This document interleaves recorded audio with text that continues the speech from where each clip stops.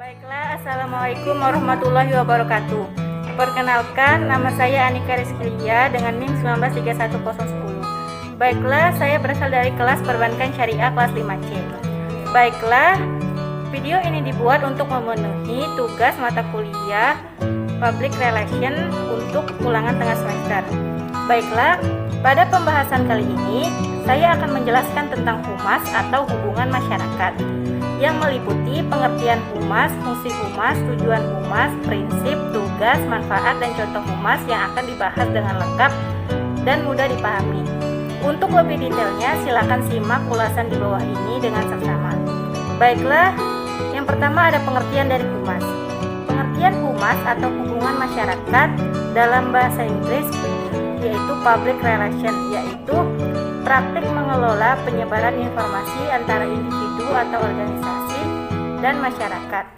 Pengertian lain dari humas adalah seni menciptakan pengertian publik yang baik atau goodwill sehingga bisa memperdalam tingkat kepercayaan publik terhadap suatu individu atau organisasi.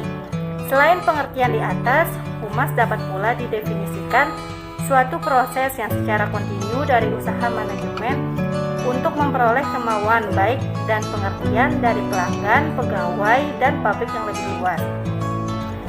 Di pekerjaannya, seorang humas melakukan analisis dan memperbaiki diri serta menjadikan pernyataan keluar.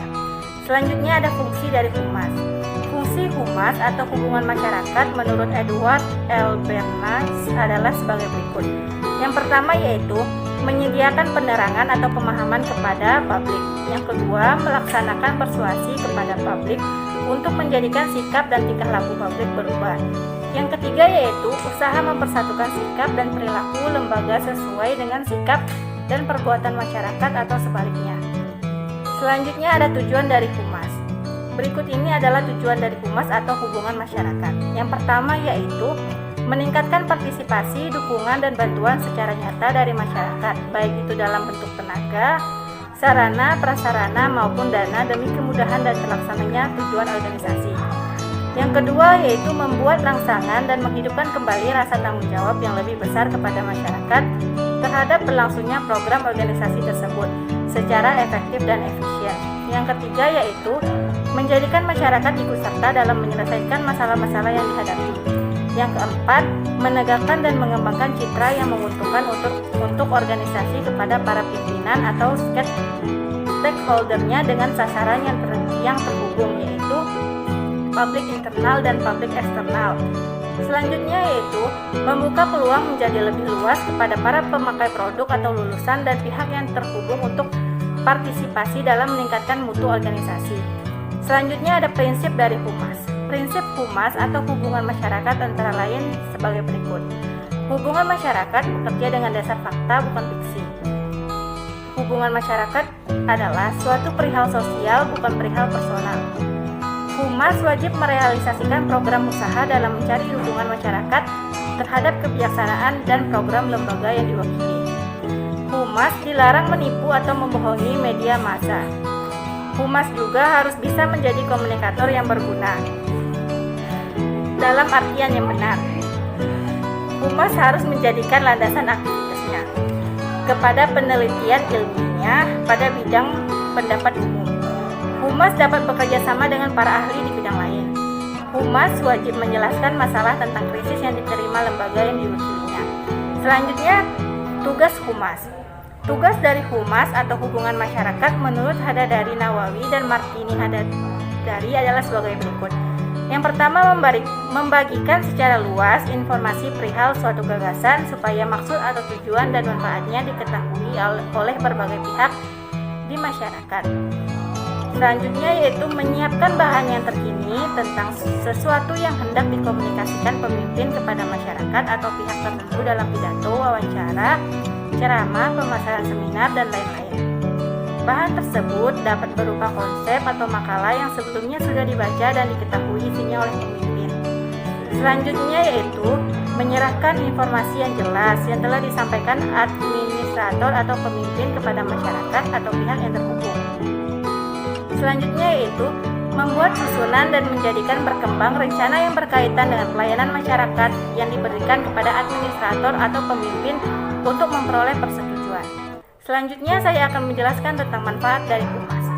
Manfaat hubungan masyarakat menurut Frank Jeffkins yaitu sebagai berikut. Yang pertama ada manajemen krisis. Dalam beberapa masa belakangan ini, hampir semua organisasi pernah mendapatkan krisis hingga kalangan pimpinan dan pihak manajemen mulai sadar mereka membutuhkan kesiapan dan persiapan untuk mengatasi berbagai masalah mendesak yang utamanya berkaitan dengan hubungan pers. Oleh sebab itu, tiap organisasi harus membentuk tim manajemen krisis yang permanen. Selanjutnya ada penerbitan desktop. Sistem penerbitan desktop sebenarnya sangat bermanfaat, namun lebih membutuhkan operator yang mempunyai dedikasi dan waktu editor dibanding metode editing konvensional yang masih memakai pensil, tumpukan kertas, dan juga logam pembentuk huruf. Selanjutnya ada identitas perusahaan. Tugas membuat identitas perusahaan biasanya tanggung jawab staf humas, karena hal itu menyangkut semua aspek organisasi secara menyeluruh dan menjadi bagian terpenting dari semua komunikasi yang dijalankan organisasi. Selanjutnya ada hubungan parlemen. Hubungan parlemen dalam hal ini adalah hubungan antara beberapa organisasi, baik secara langsung maupun dengan perantara konsultan khusus dengan pemerintah, parlemen, dan birokrat dari beberapa departemen dan instansi pemerintah. Ada dua unsur di dalam hubungan parlemen, yaitu yang pertama yaitu usaha untuk mendorong para politisi dan pejabat menjadi sadar dan juga tahu kepentingan dari organisasi atau perusahaan. Yang kedua yaitu usaha untuk memperoleh berbagai informasi untuk organisasi atau perusahaan yang berhubungan supaya mengetahui peraturan atau undang-undang baru yang sedikit banyak akan berpengaruh padanya. Yang selanjutnya ada public relation finansial. Telah lama ada konsultan public relation yang khusus beraktivitas pada bidang keuangan dan operasi bisnis perusahaan. Aktivitas ini dilaksanakan dalam rangka mendukung rencana perusahaan klien untuk ikut serta di bursa saham atau mendukung peluncuran laporan keuangan tahunan. Selanjutnya ada contoh dari humas. Contoh dari humas atau hubungan masyarakat yaitu sebagai berikut. Yang pertama ada humas media cetak. Pada umumnya, humas media cetak disusun atas proses yang mana dilaksanakan dengan rilis press ke banyak surat kabar yang ada. Seringkali humas ini melakukan promosi apabila ada perubahan dalam perusahaan, peluncuran produk maupun layanan baru. Selanjutnya ada humas media audiovisual. Humas audiovisual mempunyai esensi yang hampir serupa dengan humas media cetak. Informasi yang diberikan kepada program yang berhubungan dengan tema promosi, radio dan televisi adalah contoh dari humas media audiovisual. Selanjutnya ada humas media online. Humas ini semakin berkembang dan maju dan telah diaplikasikan dalam berbagai bentuk. Suatu informasi tulis dan dimaksimalkan dengan kata kunci yang berhubungan dengan produk dan bisnis. Selanjutnya, informasi tersebut dimasukkan di blog atau website yang hasilnya akan dimuat dalam mesin pencari. Demikianlah pembahasan saya tentang pengertian humas, fungsi, tujuan, prinsip, tugas, manfaat, dan contoh dari humas. Baiklah, sekian dari penjelasan saya. Terima kasih.